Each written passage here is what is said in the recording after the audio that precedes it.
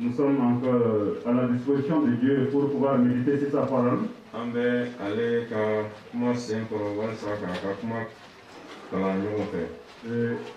La dernière fois, j'avais dit que nous devons toujours être prêts à servir le Seigneur.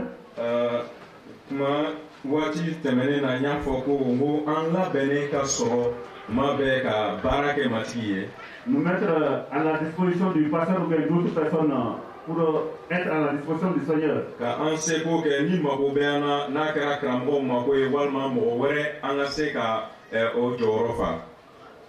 On m'a raconté l'histoire d'un missionnaire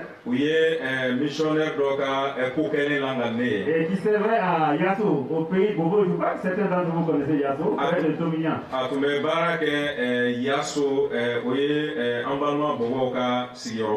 Donc il était missionnaire et il servait là-bas. Vous le savez, les missionnaires comme les pasteurs, ils sont tout le temps appelés à prêcher le dimanche.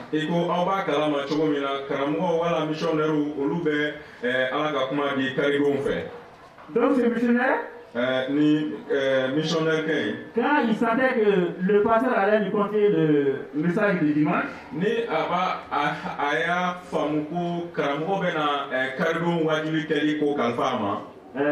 il disait que bon pasteur, moi je vais à 100 le matin de bonheur, je dois aller à 100. Il prend son véhicule, il met quelques effets là-dedans. Et on m'a dit qu'à mi-chemin entre Yasso et ça, il y a un gros arbre avec un grand ombrage.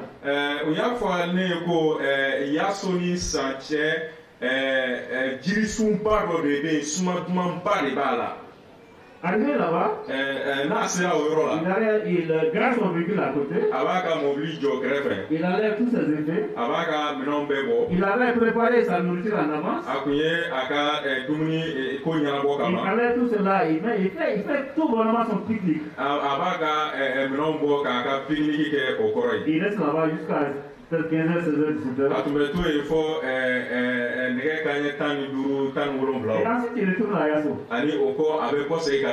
Et quand il demande ouais, comment ça s'est passé ton voyage à 100, il dit oui, ça s'est bien passé.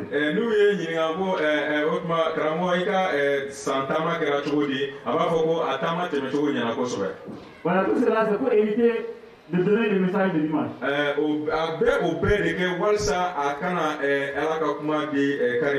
Voilà, peut-être que lui, il avait des problèmes.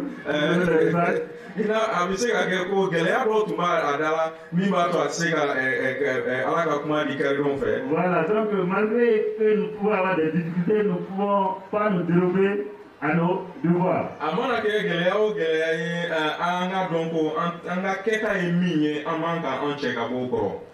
Ceci étant dit, nous allons nous rappeler un peu du message que nous avons donné le dimanche passé. Voilà, le dimanche passé, nous avons un peu parlé du désert. Et comment nous pouvons traverser le désert. Et en tant que chrétien, un jour ou un autre de notre vie, nous sommes appelés à traverser le désert.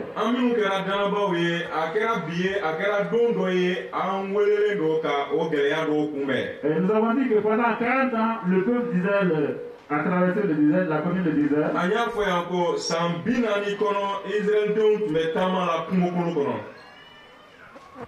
Jésus lui-même, il a expérimenté le désert. Nous avons dit que Paul également a connu le désert. Et après tout cela, ils sont tous sortis victorieux. Et nous avons dit que Dieu nous fait traverser le désert pour nous éduquer, pour nous instruire.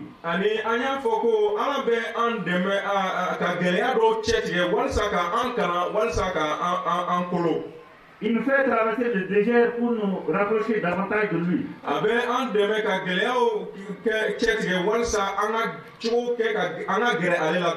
Pour que nous puissions avoir beaucoup plus de communion avec lui.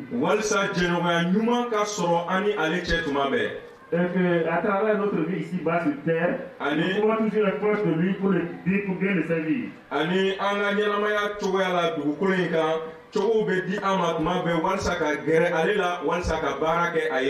Et nous avons dit que nous devons toujours être à l'écoute de Dieu. L'écouter pour savoir ce qu'il veut nous enseigner à travers ces difficultés. Comment il veut nous éduquer à travers cette traversée du désert. Et qu'à la fin, nous puissions tous être victorieux devant le Seigneur. Voilà, donc ce repas étant fait, nous allons voir le message d'aujourd'hui.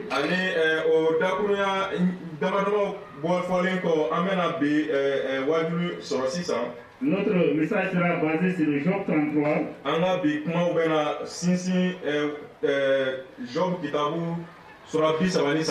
Les versets 14 à 18. Dans ce verset, nous avons vu que Dieu peut nous parler de plusieurs manières. Comme il nous parle de plusieurs manières, donc c'est comment nous pouvons être à l'écoute de Dieu.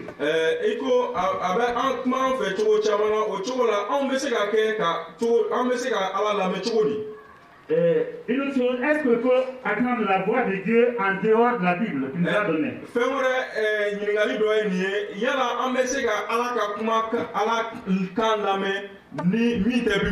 Et nous pouvons nous poser chacun de nous cette question. Est-ce que Dieu nous parle de manière personnelle? Est-ce que Dieu le fait toujours aujourd'hui? Et de quelle manière il nous parle? Comment nous pouvons l'écouter? Et comment être sûr que c'est bien sa voix, que c'est la voix de Dieu? Comment nous pouvons être sûrs que cette voix, c'est la voix de Dieu qui nous parle?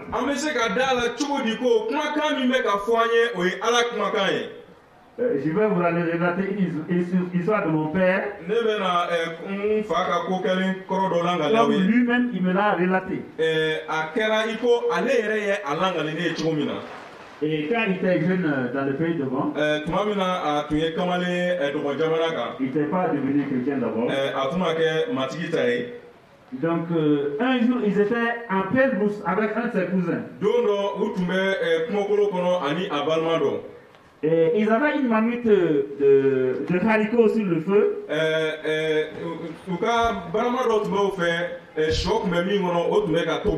Et les haricots étaient sur le point d'être cuits. Ils étaient en pleine brousse, il n'y avait personne, il n'y avait rien. Et ils avaient enlevé les haricots, ils étaient prêts à les manger.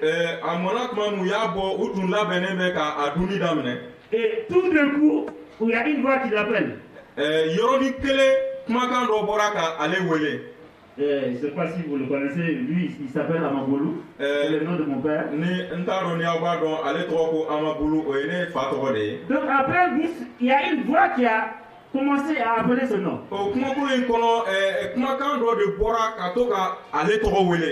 Mais il a regardé son cousin, il était seul, il n'y avait pas d'autres personnes. Ils se sont arrêtés. Ils n'ont rien compris. Une seconde fois, la même voix l'appelle. Et mais cette fois-ci, qu'est-ce qu'il va faire? Ils étaient en brousse. Il a regardé l'arbre le plus haut. Et il est monté sur cet arbre. Et pour voir s'il y a quelqu'un à côté, tout proche, qui l'appelait. Il a regardé partout, il n'a vu personne. Il était seul avec son cousin. Il est descendu. Et la troisième fois, la voix l'a appelé. Ils étaient intrigués, ils ne savaient pas quoi faire. Après cela, ils sont rentrés à la maison. Et quelques années plus tard, les missionnaires sont venus prêcher dans leur village.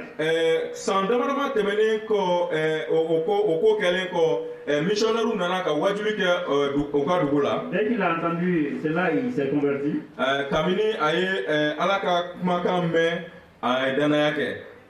Il a été formé comme catéchiste. Parce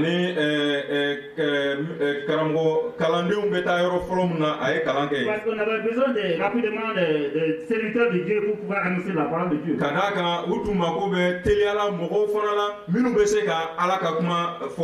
Il est parti servir le Seigneur dans un village pendant 5 ans. Et après cela, il accompagnait les missionnaires pendant leur voyage au Khartoum, et ailleurs.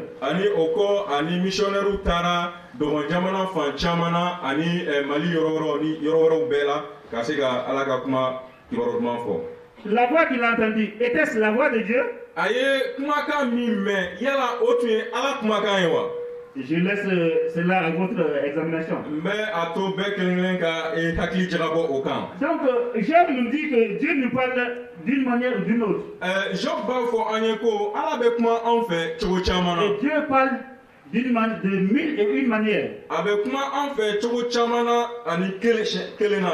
Maintenant, le problème que nous avons, c'est comment reconnaître sa voix.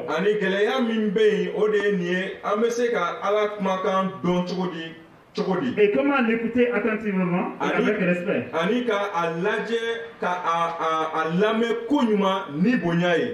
Et Paul nous dit que Dieu nous parle de plusieurs manières. Tout d'abord, Dieu nous parle par sa création. Que ce soit les trucs infiniment petits, les trucs très grands, et quand nous observons la planète, et Dieu nous parle à travers tout cela. Et comme vous le savez, il y a beaucoup de gens, les Américains et les Russes, souvent ils vont vers la Lune.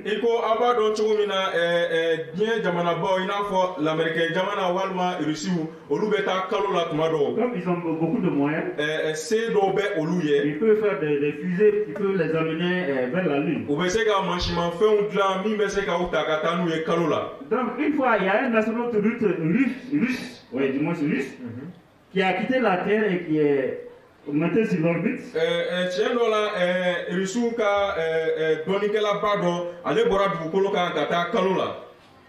Et quand il est parti là-bas, comme les Russes sont des athées, et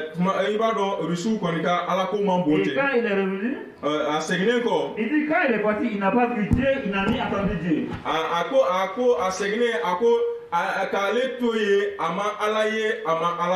Vous dites que votre Dieu existe, mais moi, je n'ai pas entendu Dieu, je ne l'ai pas vu non plus.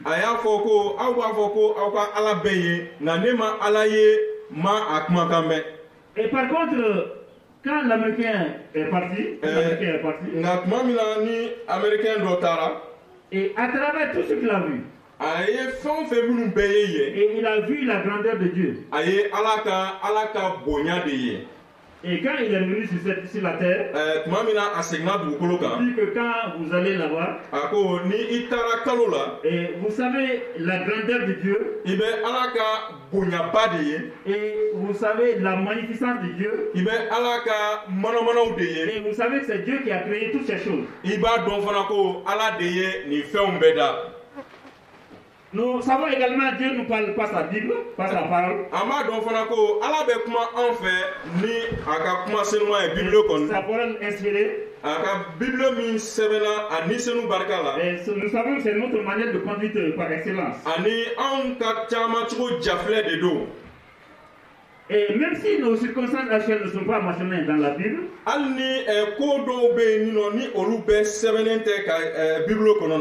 et nous recevons beaucoup de circonstances humaines. Et nous avons des conseils, des bonnes attitudes que nous pouvons adopter.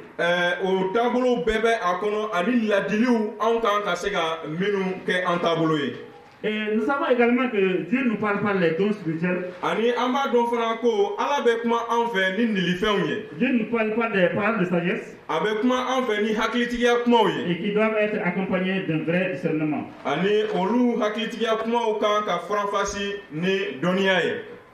Nous savons également que, comme nous venons de le lire, Dieu ne nous parle pas des rêves ou des visions.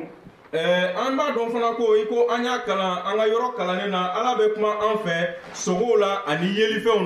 il y a beaucoup d'églises qui mettent beaucoup d'accent là-dessus. Mais là encore également, il nous faut faire beaucoup de discernement. Pour ne pas nous engager dans des impasses. Et je me rappelle également d'une histoire, ça s'est passé il y a longtemps. Et l'année où je devais faire le DF. Vous savez que le DF... en ce temps, ce n'est pas le DEF comme aujourd'hui. Et ce n'était pas une tâche aisée de passer à l'examen du DEF. Et toutes les matières qu'on faisait, il y avait des épreuves au DEF.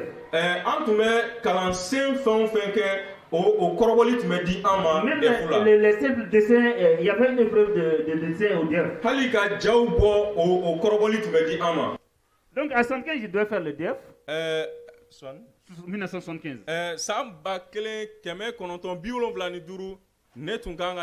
Et nous étions anxieux. Anxieux.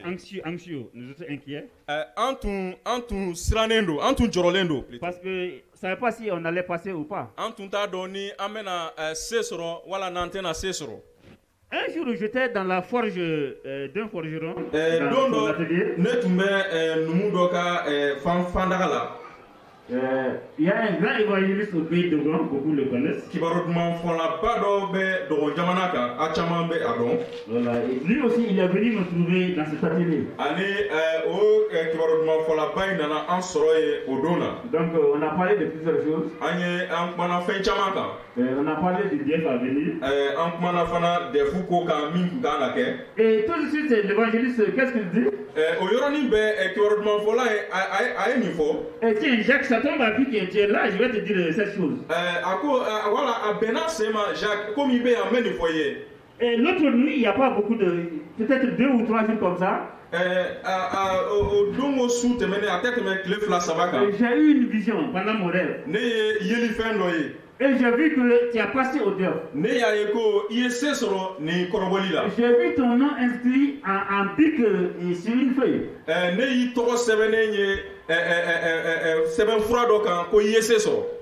Et je suis sûr que tu vas passer au DEF. Et c'est Dieu qui me l'a dit. Bon, moi je suis venu dire à mes parents ce que c'est qu'il m'a dit. Voilà, donc mes parents, d'accord, on va attendre. Comme le Dieu c'est jusqu'à juin. Le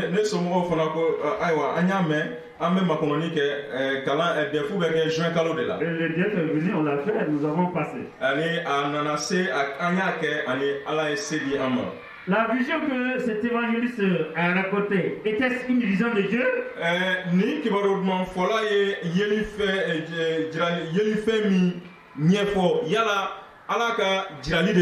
Et sa vision concernant mon passage à l'examen du DEF.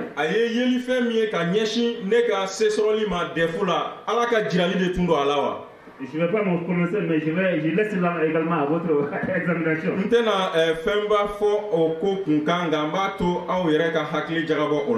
Voilà, donc comment on peut être sûr que ce que nous attendons, la voix de Dieu que nous attendons, c'est réellement la voix de Dieu.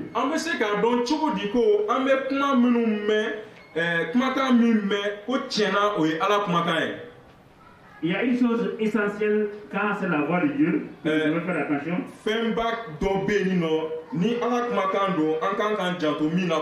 Nous sommes envoyés d'une paix. Nous sommes envoyés d'une grande paix qui nous envahit. Et cela, Paul le dit dans Philippiens 4:7. Maintenant, comment nous pouvons écouter Dieu? Quand Dieu nous parle, il faut l'écouter et chercher à bien comprendre sa pensée.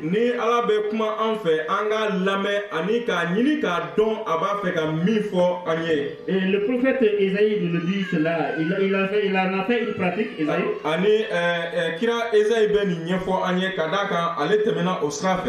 Chaque matin, il se mettait à l'écoute de Dieu. Et chaque matin, ils essaient de comprendre ce que Dieu voulait le faire comprendre.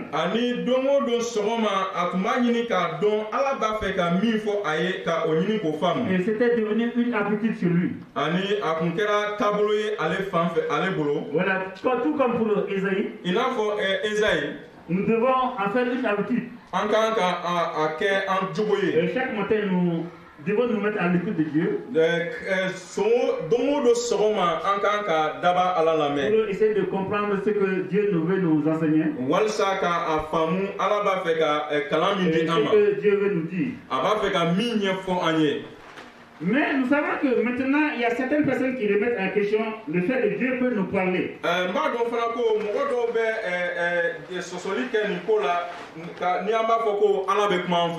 Ils disent que Dieu ne nous parle pas personnellement aujourd'hui. Ils affirment que seule la Bible nous suffit. Et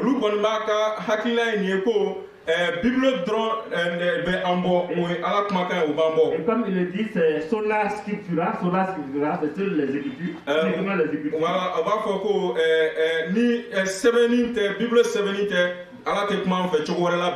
Et ils disent que nous n'avons pas besoin de nouvelles paroles. D'autres également mettent beaucoup d'accent sur le fait que Dieu leur dise, ah, Dieu m'a dit ceci, Dieu m'a dit cela.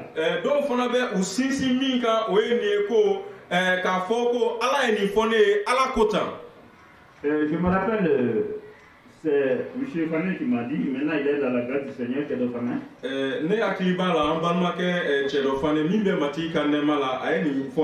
Il m'a raconté l'histoire d'un couple ivoirien. Bon,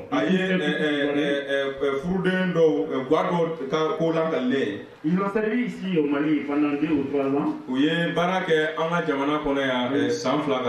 avons travaillé ensemble à Campus Progress. C'était des évangélistes. Donc après ils sont rentrés en Côte d'Ivoire. Ils fréquentaient une église. Le couple était harmonieux.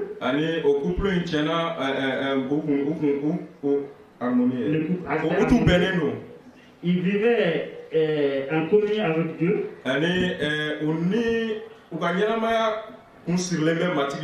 Mais un jour, le pasteur de l'église qu'il fréquentait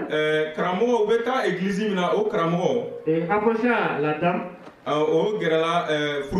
pour lui dire qu'il devait enlever l'alliance du mariage, la bague de mariage.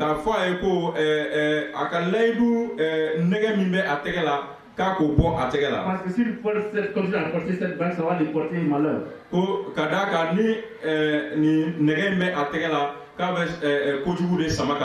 il dit que c'est le Seigneur qui l'a dit. Et comme il a insisté, la femme a enlevé la bague.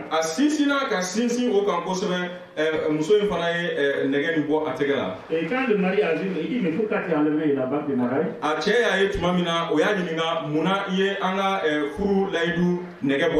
C'est le pasteur qui l'a dit.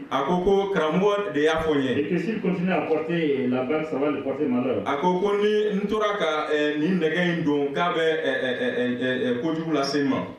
Et là-bas, c'est la zizanie qui a été créée maintenant entre le couple.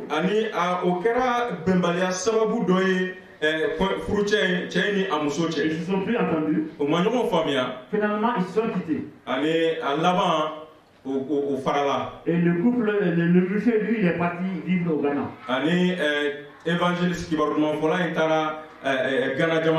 La femme est restée à Abidjan. Parce que son père était commissaire de police. Il vivait dans la maison de leur père qui était décédé. Le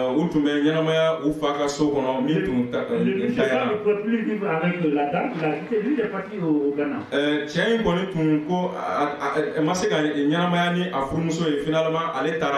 Et il vivait tout malheureux là-bas. Est-ce que ça, c'est la volonté de Dieu? Est-ce que c'était la voix de Dieu qui parlait à travers le pasteur? Dieu qui veut qu'il n'y ait pas de divorce entre le couple.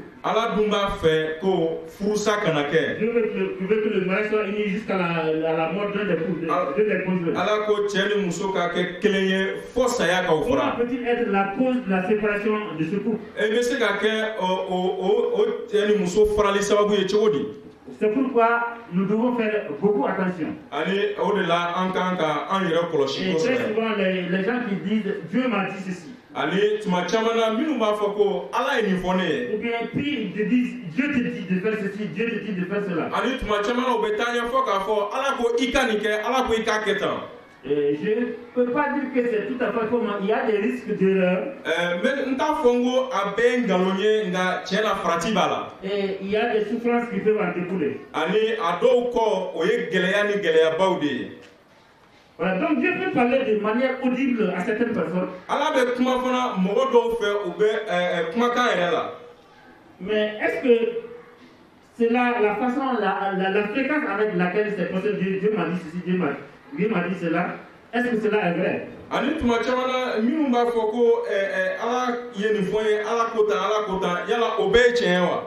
Même dans la Bible, les paroles audibles de Dieu qui parlait ouvertement aux gens, c'était l'exception et non la règle. Donc si quelqu'un prétend que Dieu lui a parlé, si quelqu'un vous dit que Dieu vous a dit de faire ceci, vous a dit de faire cela, il y a une seule chose que nous pouvons faire. Nous devons comparer toujours ces révélations à ce que dit la Bible. Nous devons voir tout cela à la lumière de la Bible. Nous devons déceler si ce qu'il dit est vrai ou faux.